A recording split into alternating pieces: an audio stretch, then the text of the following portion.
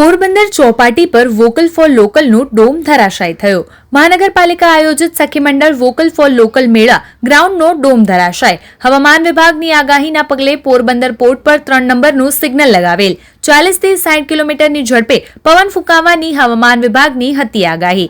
4 દિવસ પહેલા કેન્દ્રીય મંત્રી મનસુખ માંડવિયાએ વોકલ ફોર લોકલ સખી મંડળ મેળાને ખુલ્લો મૂક્યો હતો। ગત રાત્રે ભારે પવન સાથે ગાજવીજ અને વરસાદ પડતા સખી મંડળનો ડોમ ધરાશાયી થયો। તમામ સખી મંડળની બહેનોએ રાત્રે જ તમામ સ્ટોલ ખાલી કરી નીકળી ગયા હતા।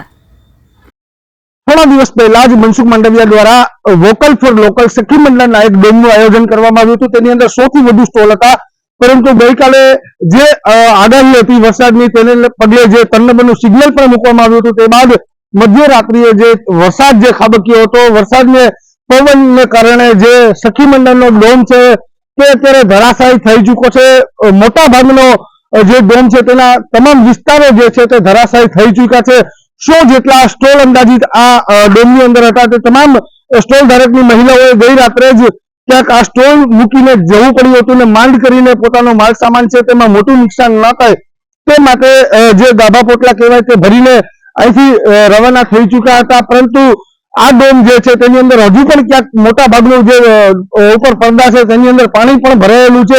અત્યારે જે સ્થિતિ છે ડોમની સંપૂર્ણપણે ધરાશાયી થઈ ચૂકી છે। આની અંદર કોઈ પણ પ્રકારે વેપાર ધંધો કરી શકાય તેવી સ્થિતિ નથી, એટલે ક્યાંક હજુ પણ આજના દિવસમાં વરસાદ આવશે તો સંપૂર્ણપણે જો નુકસાન ન થાય તેના માટે ડોમ ઉતારી લેવાની પણ ફરજ પડશે।